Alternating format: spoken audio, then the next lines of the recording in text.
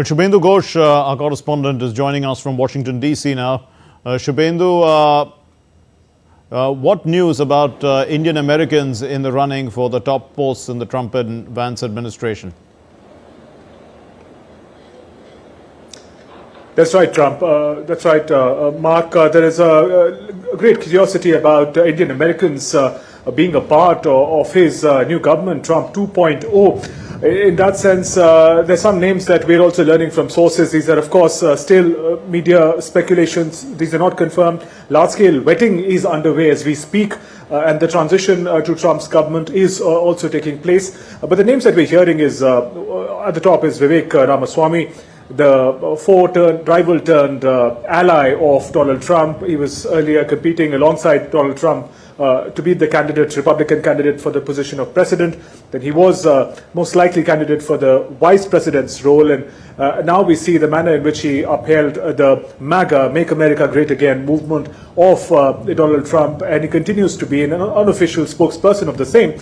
There is great likelihood that he could get an opportunity, particularly in the domain of homeland security.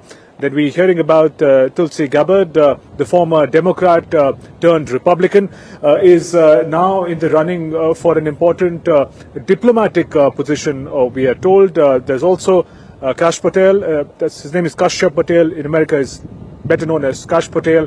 Is an Indian-American lawyer. He's worked in Republican offices and has an understanding of the power structure, the ideology, and the focus of the Trump government. For the position of CIA head, his name is quite prominent and is doing rounds. We're also hearing about Bobby Jindal, Nikki Haley. But again, we'll have to wait and watch which are the names that get confirmed. Large-scale vetting, as I mentioned, are going on. There are several candidates for the same position, and a final decision would be taken very soon. Mark? Right. Shubhendu, also, how much of a policy advantage is it for Trump, to have the Senate on his side? And what's the current position of the House?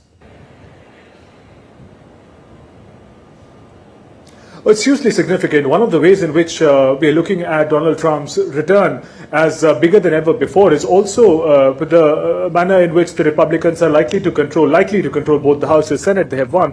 The House of Representatives, it seems they have the momentum they're likely to retain. As the numbers stand right now, they just slipped 2 seats, 211 Republicans, 199 Democrats is the number we're looking at. 218 is what is required to retain the majority in the House of Representatives. Talking about the Senate, it's a powerful part of the legislature. For a lot of passage of laws and legislation, Senate plays a key role.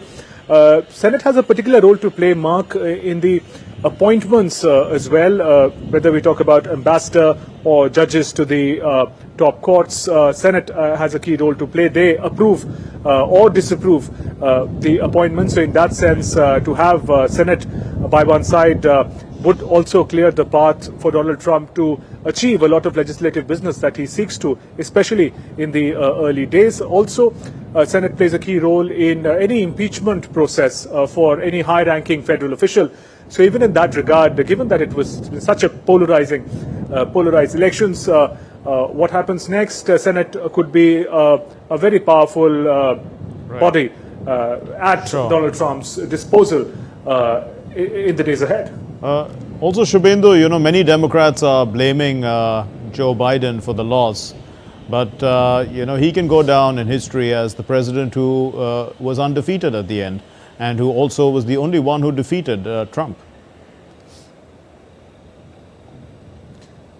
That's an interesting thought, Mark. I mean, perhaps history will decide how to look at Joe Biden and his legacy. But it is going to be a mixed legacy. No one leader can take the entire responsibility for the win or defeat of a party. Joe Biden would also have his share. End of the day, in many ways, this vote was also for the performance of Joe Biden's government. What they achieved was something that was being evaluated in the public domain. Many say who are criticizing the manner in which the Democrats handled these elections, especially in the last day, the flip and flop, removing Biden just about 100 days before the elections, getting Kamala Harris. She didn't get enough time. So those kind of speculations are rife. But at this point in time, the Democrats have gone into a huddle. We're only hearing these stories from different sources in the media. But yes, they will have to take longer, not just to restructure their leadership and position, but also the manner in which they have been looking at structures in the society, the loyalties that they had taken for granted across different demographies. There's much more work to do than perhaps look at what Biden's role may have been in these elections. Mark? We'll leave it there. Thank you very much, Shubhendu Ghosh, for joining us from Washington, D.C.